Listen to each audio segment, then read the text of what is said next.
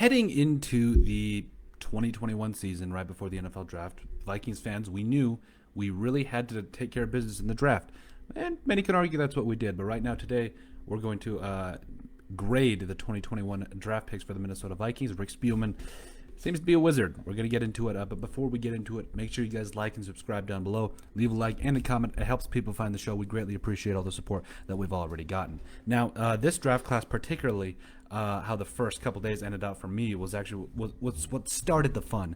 But then it's day 3. You just got to love it. Now, again, you got to feel for Mr. Spielman, even though because he didn't have any 7th round draft picks. But I mean, that's just kind of how it goes. He definitely probably wasn't himself or felt a little out of place because he didn't have any 7th round draft picks. But we're going to get into it. And first, we're going to start with the 1st round pick, number 23 overall. Now, this one was one of those where I was a little flabbergasted, as you will put it. The Vikings were at 14. Rashawn Slater just went off the board to the Chargers, and I'm thinking, okay, so this is going to be Christian Darasaw. We know it. Everybody knows it. Every mock draft we've done over the offseason has the Vikings going Christian Darasaw if Rashawn Slater is indeed off the board and if Penei Sewell doesn't fall that far, which we all knew he wouldn't. But the Vikings decided to trade down for 2 extra 3rd-round draft picks. I'm thinking, okay, from the Jets. And I believe off the top of my head, it was 66 and 78 or 86. I can't remember off the top of my head, but I did know this, that Christian Darasaw might be off the board by the time the Vikings pick at 23. I was a little nervous. I'm not going to lie to you, but the fact that he was still there at 23, I mean, he got past a couple of offensive lineman needy teams, including the Los Angeles Raiders, who I'm thinking, Alex Leatherwood, wow, that's okay. So Christian Darasaw made it to 23. I was ecstatic. This guy he's an athlete. He actually absolutely gets it done. And as we run through all these draft picks, this is going to be a little bit of a longer video because we do everything when we look at these guys. We look at high school recruiting coming out of Virginia, their college. Excuse me, I knew it was Virginia Tech for Christian Darasaw, but let's get into it now. So we're going to start with Christian Darasaw, 6'5", 300 pounds, coming out. Was a 3-star recruit out of Riverdale Baptist High School, originally from Upper Marlboro, Maryland, and I think you could kind of see a man as he was coming out that he was going to be the guy. And for as big as he was, for as agile as he was, if you watch his tape, you see a guy that is, like the Vikings put it, truly a left tackle. And I'm personally very bullish on him. I think he's I think he's a very promising prospect. I think he's going to be the Vikings starting left tackle, or should be the Vikings starting left tackle for the next for at least, in my mind, at least for the next 10 years, not couple, for the next 10 years, he should be the Vikings starting left tackle. So I'm actually really excited for him. And I hope he does, and I think he's going to do really, really good. So he's going to be a great player. So for a 2020 first-team All-ACC, started 9 games this last year, and was the year before that started at 13 games at left tackle. From what I'm surmising, just an absolute animal going out there and getting it done at left tackle. I was kind of worried. I didn't know how this was going to play in with the Vikings and Ezra Cleveland. I didn't know what was going to go on there, but this cements that Ezra Cleveland is going to play guard this year, whether that's left guard or right guard. We're going to get into that in a second. But Christian Darasaw, first pick at 23rd overall. I mean, him falling to 23 was a little wild. Like, I think I speak for all Vikings fans when I say, what is going on? Like, I didn't know.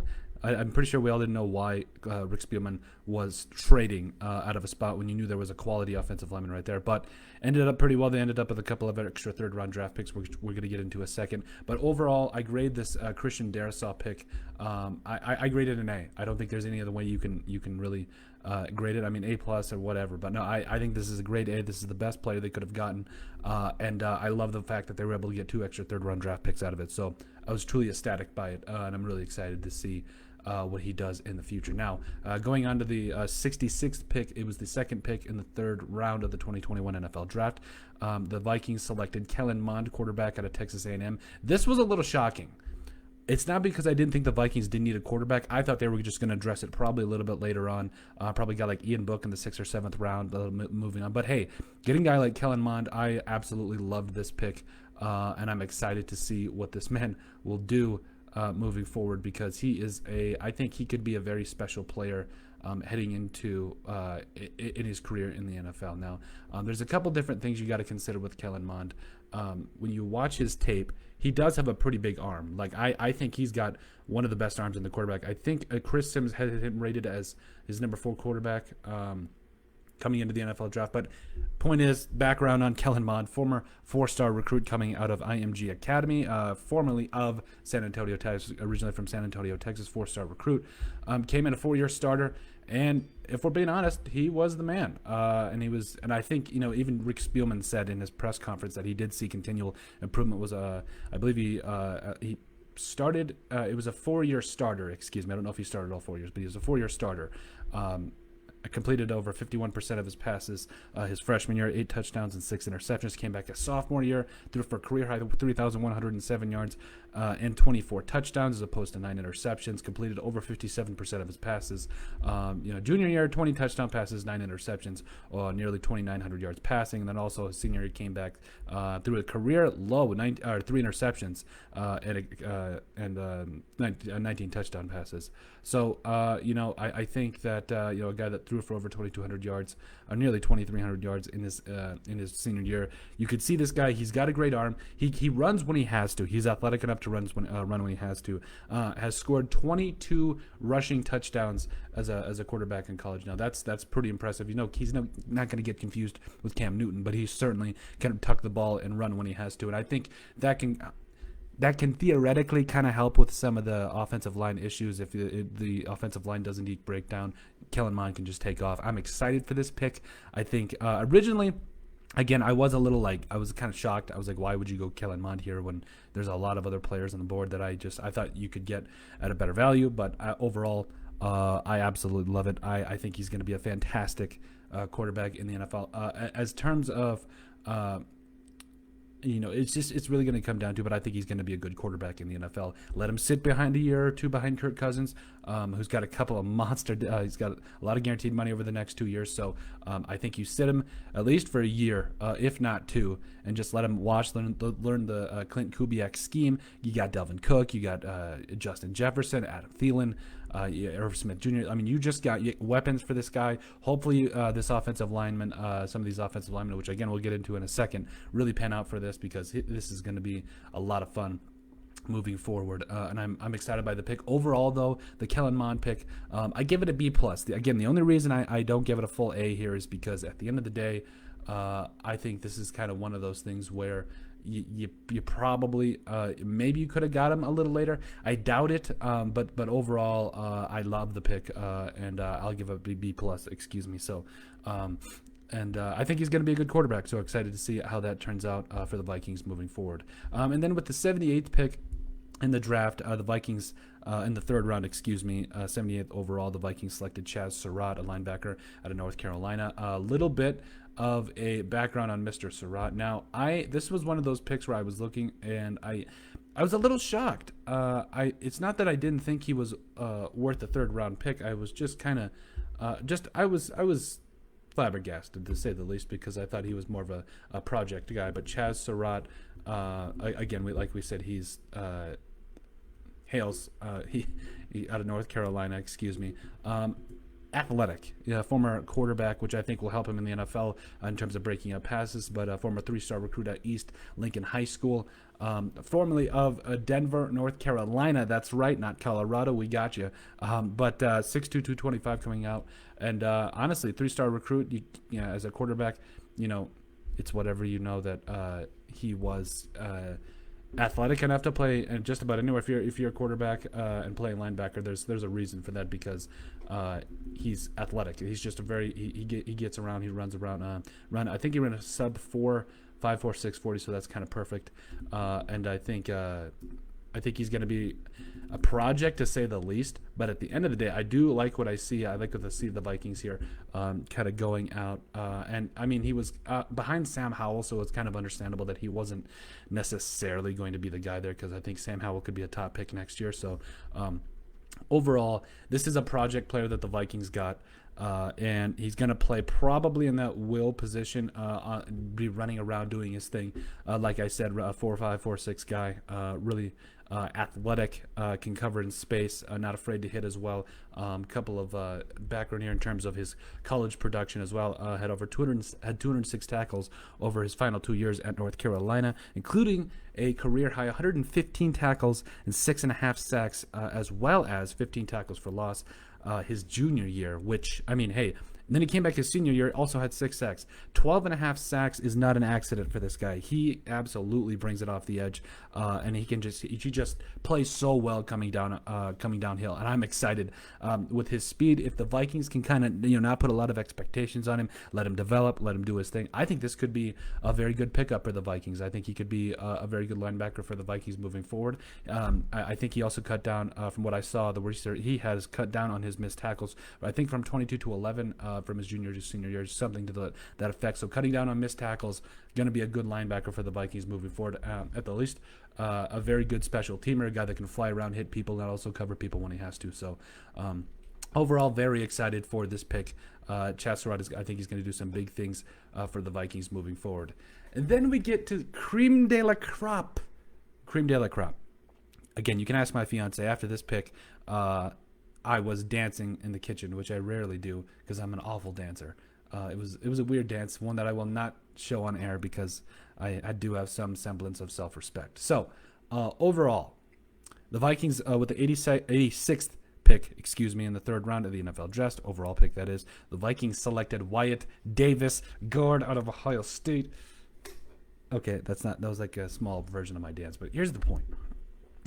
Wyatt Davis, to me, was the best guard coming into this year. Like, he was the best guard in the draft, but obviously injuries, his knee injury, I believe was his right knee, I think it was something that hampered him a little bit, especially in the title game, which he left the game with the injury. And if you saw his pro day, I don't think he was at a quite 100%, but at the end of the day, you still saw a guy that you definitely need to take a chance on this guy, especially in the third round. I mean, that's a steal, just an absolute steal. 2020 team captain, 2-time first team All-American, unanimous first team All-American in 2020. I mean, this man just gets it. Watch this guy's tape. I mean, you go in there. I mean, you want to talk about a mauler, a guy that gets it done in the run game, in the pass game. He's got a solid anchor too. But overall, I mean, you salivate if you were an offensive line coach. I mean, he's got the big haunches. I mean, he just goes after it. Mauler in the run game, great hand usage. And I think, getting to second level, he's effective there too. So I think if his injury checks out, if he's good to go, I think you immediately plug and play him at that position. Oh, by the way, I forgot to do the Sarad overall pick. I gave it a B, by the way. I forgot to give that, but gave it a B.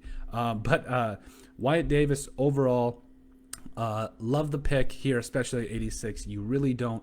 I didn't think they were going to be able to get him in the third round. I thought he was going to go probably in the top 50. So to see him fall this a little far, a guy like this, you go after him. You absolutely go after him. So and he kind of started off that people teams taking guards right after that. I mean, there was a lot going on in the draft, but you love it because Wyatt Davis is going to come in after he's healthy. I think he's going to solidify that Vikings offensive line after the addition of Darasaw. I think he's going to really help out Garrett Bradbury and everything, and just really make this offensive line come together and hopefully solidify it for the long term, because this is just love the pick.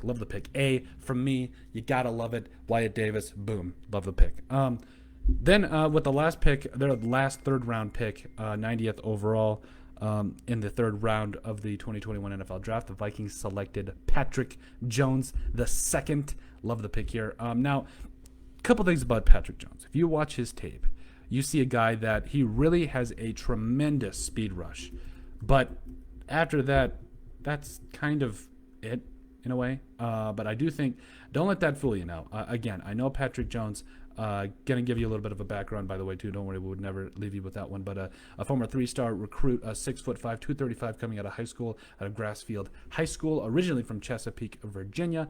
And like I said, I mean, if you watch his tape, and that was also his high school was out of Chesapeake, Virginia. I thought you guys would kind of know that off by association. But if you watch this guy on tape, tremendous speed rusher, plays dirty in the run game, goes after it there as well.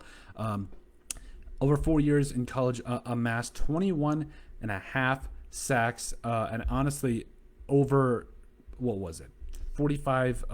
Excuse me, I can't even think off the top of my head. You got 22. I'm trying to do math here, and I'm not great at it. I think it was 18 and 22. That's 40. Yeah, 21 and a half sacks over 40 games of his college career at a Pitt. I mean, I love it. Love it, love it, love it. His junior year came out 8.5 sacks, 11.5 tackles for loss, 41 total tackles. His senior year, I think draft scouts were expecting a little more, and I can kind of see why, but at the end of the day, you absolutely love it. A guy that's going to come in and for a Vikings team that has a glaring defensive end need is going to get it done. I think this is the kind of pick that the Pattersons love, that Andre Patterson loves, that Mike Zimmer loves, the entire defensive staff loves. Those lanky guys that got the length, that got the size, got the speed, that you can just refine these guys. Danielle Hunter's a great example. Okay. Patrick Jones is not Danielle Hunter. I fully understand that. But this is the kind of body type, the kind of prototypical size you look for in a defensive end that maybe you can mold into being something pretty special. And Andre Patterson has shown the ability to do that. So with that, I think with this pick, I actually really like this pick. I was really high coming out on Jones when he was coming out of Pitt because, I mean, I just watched the tape. Yes, he's got to work on some other moves, but overall, man, I think he's going to come and compete right away.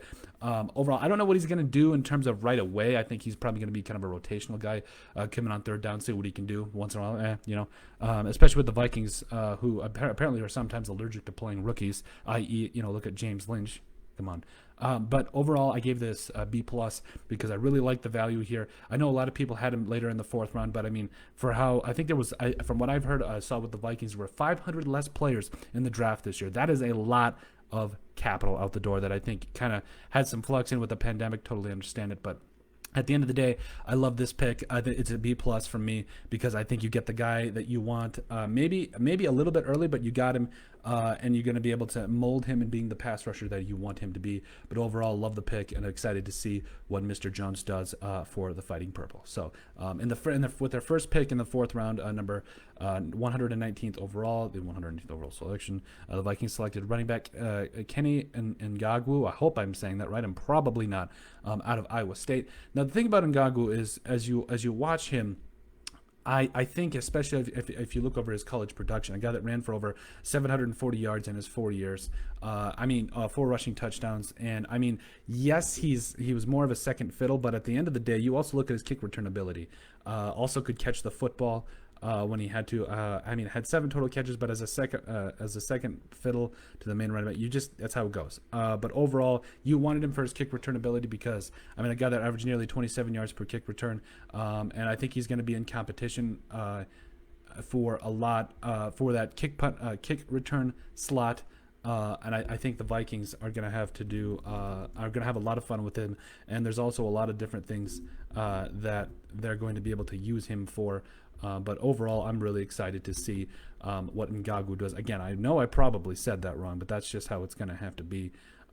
Like I said, this is just a great overall get for the Vikings here in terms of value. Again, I know that Alex Boone left, but I do think that he will find a way to help contribute on special teams, whether it is returning kicks or punts. And again, he is going to compete for that kick return spot overall. So I'm really excited with KJ Osborne. So I just couldn't think of his name off the top of my head, but he's going to be a great. I thought he was a great find in the fourth round there. Going to be that Mike Boone special teams player. I think that he could maybe even blow up in the NFL. You never really know. I think he ran a sub 4.25 40. That was unofficial, of course, but he's got burst, he's got speed. Watch his tape, man. This guy can fly. Excited for him. Overall, I give the grade a B. I do love the pick. And when I say love, it's like a little less love than obviously the Patrick Jones pick and the Wyatt Davis pick and the Christian Darasaw pick, but I do think it's a good pick for the Vikings, who are looking to fill that Mike Boone void, who was just everywhere on special teams and just did the dirty work. He did what he had to do. 6 picks later, at the 125th overall selection in the fourth round, the Vikings selected Cameron Bynum, a corner out of California. Now, out of Cal, excuse me. Now, he's going to play safety in the NFL. He came out and said that right away, which I think is the best move here. If you watch him, he clearly was very versatile in college, and I think he is going to do some dangerous things in the NFL. A former 3-star recruit coming out of Centennial High School, formerly of Corona, California, and went to California there and did his thing. Overall, 4 years there. had a total of 184 tackles, also had a sack and 6 interceptions. But at the end of the day, I think you just kind of you when you're looking for this kind of a player this late, you look for a guy that you really think is going to be able to make plays and do his thing. And by the way, that was Centennial High School, I believe out of Colorado, out of Pueblo, Colorado. But you go there, and I think if you look at his tape, you see a guy that he can be a ball hawk, but he can also get down and run support. But I think the reason he fell is probably because, I mean, teams didn't know kind of where he was going to play. I think he ran a sub 4.49 40. I think he's going to come in and answer the bell for the Vikings right away. I'm excited for Bynum, especially at safety, because Harrison Smith, you hope he plays forever, but you really never know. But Bynum coming out of Cal here, I thought it was a solid pickup. I gave it a B because I do think that the Vikings, there were probably some different guys that could have gone with here, but overall I liked the pick. I thought that he was a very solid player for the Bears. The Cal Bears, yes, not the Chicago Bears, but overall good pick. Overall a B, and 180 tackles clearly shows he does not mind getting down and dirty in the run game. And then finally here in the 4th round, number 134 overall pick, nine picks later in the 4th round, the Vikings selected Janarius Robinson, defensive end out of Florida State. Here's the thing about Janarius Robinson. Former 4-star recruit, 6'5", 259, I believe when he was coming out. He was about that size. And he was very highly recruited. I think he even turned down offers from Alabama.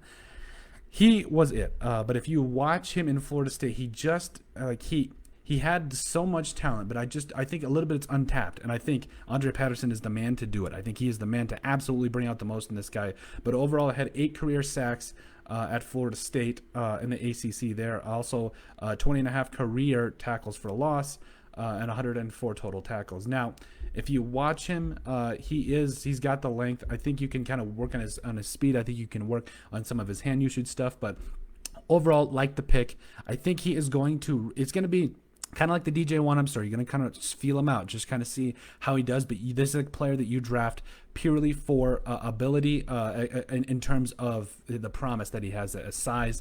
Showed a little bit of ability, but there's a lot of untapped potential here that I think the Vikings could get out of Robinson. And I think, again, Andre Patterson is the man to do it. I gave it a B here overall because, again, I think it's going to be a little bit before you get something out of him because DJ Wonnum was kind of a good example here. He was kind of the guy that, he's got the length, he's got the size, he's got the speed, but you're just going to want to fine-tune some of the things before you thrust him in there. But DJ Wonnum kind of had to go in there right away, but it's whatever.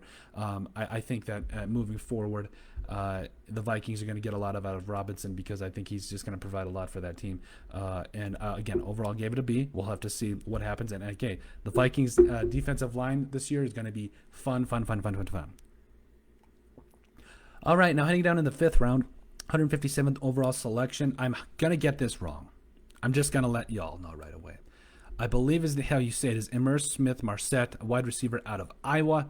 Now, I was mainly known as a power running game type of school. They're clearly going to run the football. They're not going to do a whole lot in terms of throwing it. Now, despite that, the man caught 44 passes and 5 touchdowns in his junior year. But a little bit of a background for high school. Went to this is going to be bad. Quahik High School. But formerly of Newark, New Jersey. And I think when you look at a guy that can also, I'm going to get the other name wrong too. This is just Ngagwu. These two guys can return kicks, and I think it's going to be a lot of fun watching these two guys battle it out, again, with KJ Osborne, because at the end of the day, you want to get the best kickoff return. It's for every position, quarterback, running back, whatever it is. You just want to get the best guy on the field, and I think with ISM, and Ngagwu and KJ Osborne, it's going to be a fantastic competition. But at the end of the day, it's going to be a lot of fun because the Vikings have had a problem since Cordero Patterson left. We kind of didn't really have a whole lot of a talented kickoff return. I mean, he was probably it's in the conversation. He's in the conversation for being the most explosive kickoff returner in NFL history. That's right, I said it. Maybe a debate for another time, but he is in the conversation, and there's no way you can deny that. But moving forward, I'm truly excited to see what he's going to do in terms of whether it's catching the football. I think he's going to be in that wide receiver 3 conversation too, behind, of course, Justin Jefferson and Adam Thielen. But I mean, Olabisi Johnson and Chad Beebe going to battle it with them for the 3rd spot there. I think KJ Osborne could be a guy that's shown the door, unfortunately, because I think he's a fairly talented prospect from the 2020 draft. But I overall really like the ISM. I'm not going to try to say his name. ISM pick. Even though, I mean, maybe you could have gone a different route here because, I mean, the Vikings, I really would like to see them double down on some of the linemen here that were available. But we'll give it a B overall. We'll stay consistent. And then we're going to move on to the Vikings' last 5th-round pick, which is the 168th overall selection, the pick that they got from the Steelers. With that, and their last 5th-round pick, they selected Zach Davidson, a tight end out of Division II Central Missouri. Tight end / punter. That's right, punter, my man. So he is, in my mind, this is kind of one of the most interesting picks for me because, I mean, this guy, he's just an animal. 6'7", 245. He's clearly a receiving threat as he caught 15 touchdowns in his junior, I believe. I believe is his junior year, but 15 touchdowns in 2019. I think he was actually a 2020 opt-out from my recollection. But anyway, 2019 caught 15 touchdowns, 3 touchdowns the year before that.